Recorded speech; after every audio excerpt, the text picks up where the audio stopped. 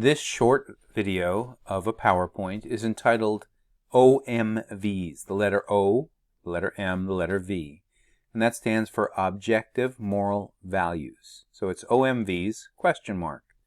Do we invent good and evil, or do we discover them? Are they a human construct, something that human beings have created and come up with, or are they an objective reality? This is an ongoing question in the world of moral philosophy.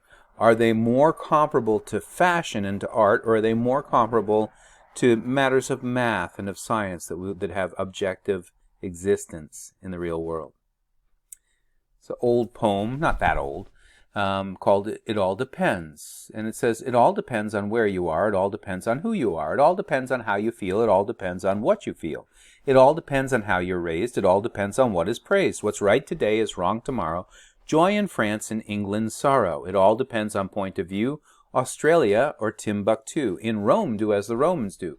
If tastes just happen to agree, then you have morality. But where there are conflicting trends, it all depends. It all depends. So is that really how things are? On the macro level in our world, is it that ethics, that values are all just a matter of human conventions or not? So what kind of gave rise to Socrates and to his special approach to the world of philosophy and of ethics was the existence of the sophists. The sophists, as you remember from the beginning of the course, were men who didn't really have integrity. They didn't have moral integrity. They didn't really care about having the better argument or having the argument that was the true one that got closer to reality. They just cared about winning the argument. That's all that they were about. And part of that was that they were kind of agnostic about the idea of there being truth. And so as over against them, Socrates did believe in truth, and he did believe that there was a real right and wrong. He acknowledged that it was hard to be able to always identify it with certainty, but he did believe that there was a real, knowable right and wrong. So in the wake of World War II and the atrocities that the Nazis committed upon not just the Jews, but upon gypsies and upon other people of color and upon gay and lesbian people and the mentally handicapped and others, in the wake of all that horrible experiment in eugenics gone wrong, there was a Universal Declaration of Human Rights, and then there was also a Universal Declaration of Human Responsibilities. Fundamental principles for humanity. I'm going to do the human responsibilities with you. Notice Article 1. So this is the nations of, now I believe it's 93 nations that are in the United Nations. There's 193. Anyway, in any case, the nations of the United Nations at that time drafted this document. So first article, every person, regardless of gender, ethnic origin, social status, political opinion, language, age, nationality, or religion, has a responsibility to treat all people in a humane way. To which one wants to say, says who? Well, it was that these nations were agreeing that was so. They wanted to agree because they wanted to prevent the atrocities that had happened from happening again. Article 2. No person should lend support to any form of inhumane behavior, but all people have a responsibility to strive for the dignity and self-esteem of all others. Again, one wonders what underwrites all this. Article 3. No person, no group or organization, no state, no army or police stands above good and evil. All are subject to ethical standards. And the Nuremberg trials were just occurring, and so it certainly made sense to be putting these things forward. Everyone has a responsibility to promote good and to avoid evil in all things. Going on, it says, all people endowed with reason and conscience must accept a responsibility to each and all, to families and communities, to races, nations, and religions in a spirit of solidarity. What you do not wish to be done to yourself, do not do to others. So they see both the golden rule and really Kant's categorical imperative, both things in that statement. It goes on to speak of nonviolence and respect for life in Article 5. It says, every person has a responsibility to respect life. No one has the right to injure, to torture, or to kill another human person. This does not exclude the right of justified self-defense of individuals or communities. Article 6. Disputes between states, groups, or individuals should be resolved without violence. No government should tolerate or participate in acts of genocide or terrorism, nor should it abuse women, children, or any other civilians as instruments of war. Every citizen and public official has a responsibility to act in a peaceful, nonviolent way. That's addressing the kind of claims, in part anyway, of those who were in the governance of the Third Reich who said, your laws don't apply to us. This is making a claim that they apply to both the public officials and to citizens, these things. Every person is infinitely precious. Pay attention to this. This is an incredible statement in a secular document.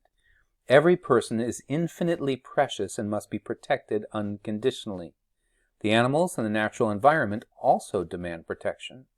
All people have a responsibility to protect the air, water, and soil of the earth for the sake of present inhabitants and future generations. That's quite a statement. It's a wonderful statement. But again, one wonders what makes it binding upon all these nations other than mere agreement to it. On what basis is this taken to be true? I believe that every person is infinitely precious and must be protected unconditionally. But how do we get that that's a broad-based thing across the world that people believe that? Article 8. Every person has a responsibility to behave with integrity, honesty, and fairness. No person or group should rob or arbitrarily deprive any other person or group of their property. Article 9. All people, given the necessary tools, have a responsibility to make serious efforts to overcome poverty, malnutrition, ignorance, and inequality. Again, these are incredible goals. They should promote sustainable development all over the world in order to assure dignity, freedom, security, and justice for all people. So, the question is what reasonable person would disagree with these standards? But what is it that gives them weight? What, if anything, can make them more than some words on a page that communicate a noble, if somewhat naively optimistic sentiment? They sound like ideology, but they sound like something that would be very hard to hold other nations accountable for and say that you must do this.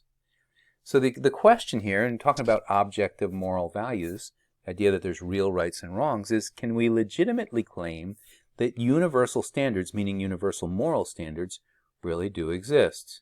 Well, of course, we've seen the Nuremberg trials, addressed the Nuremberg trials in some of these videos, and that was the claim when the Nazi war criminals were on trial.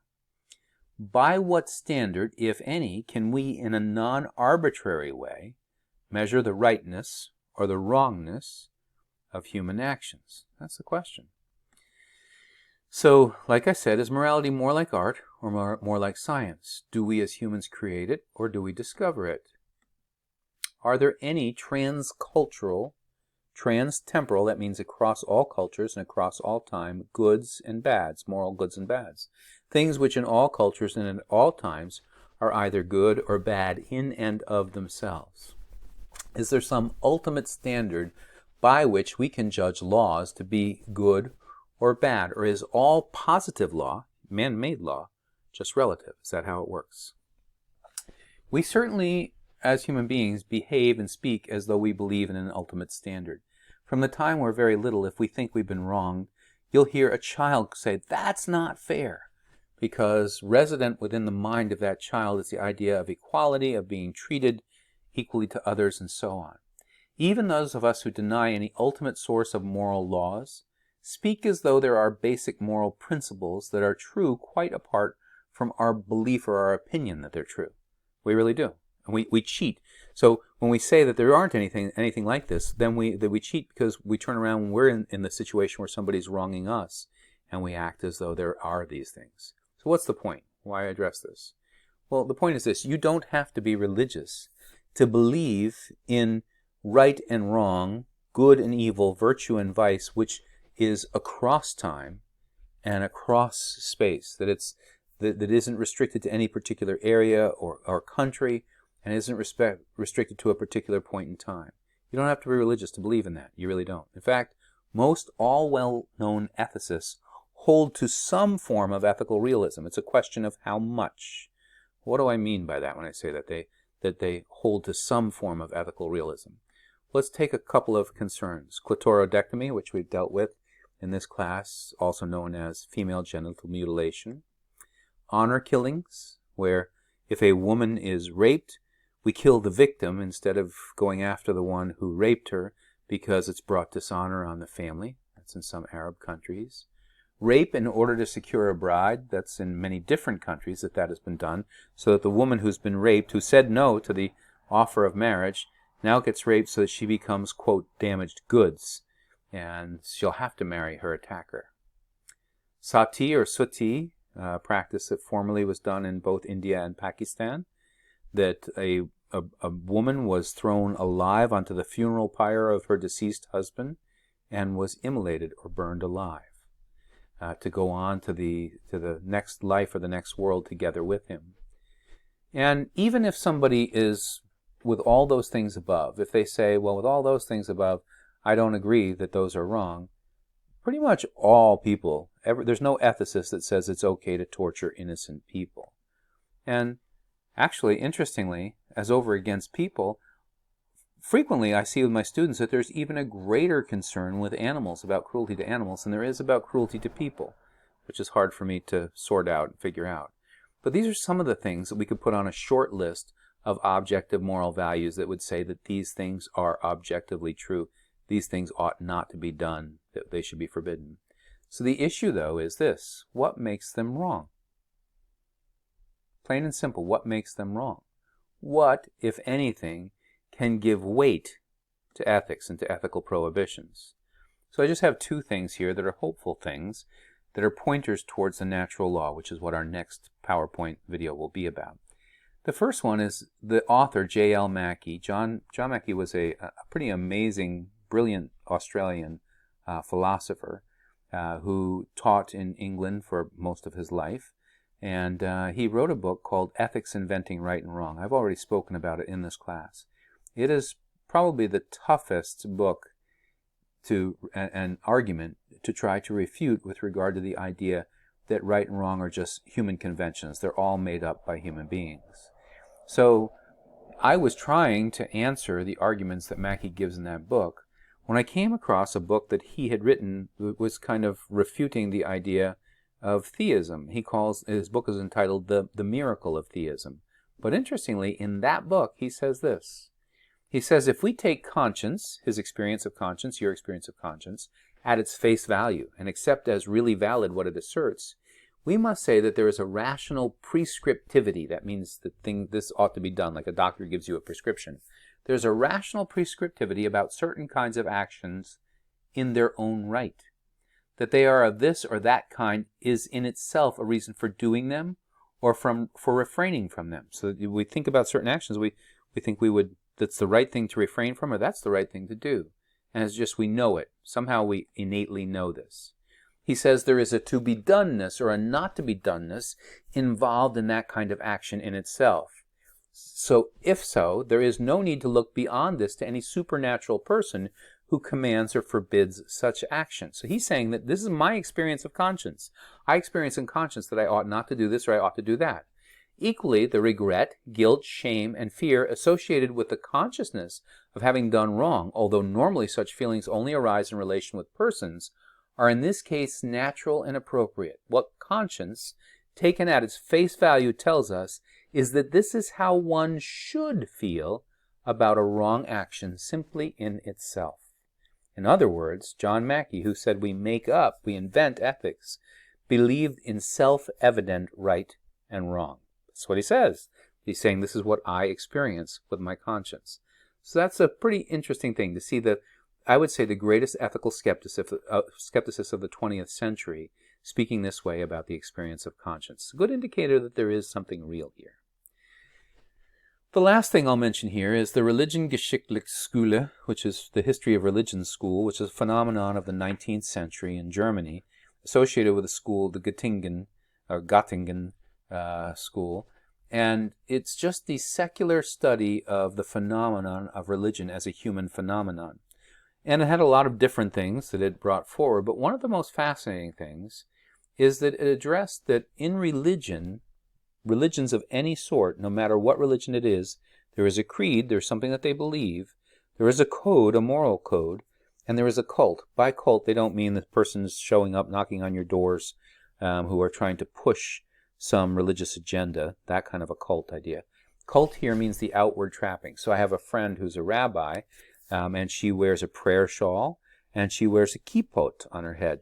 Those are part of the cult of the worship that she's involved in.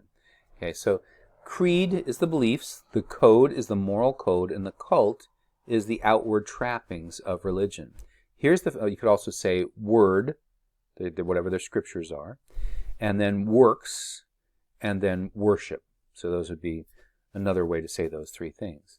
But the fascinating thing that the History of Religion school discovered is that although creeds and cults differ greatly, even within the same religions and variations of the same religion, that the code is by and large the same across all religions.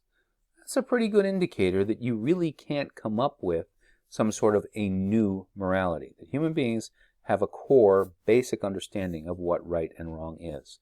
So this is just this video is a pointer to the one to come that deals with natural law in the light of what Dr. King had to say.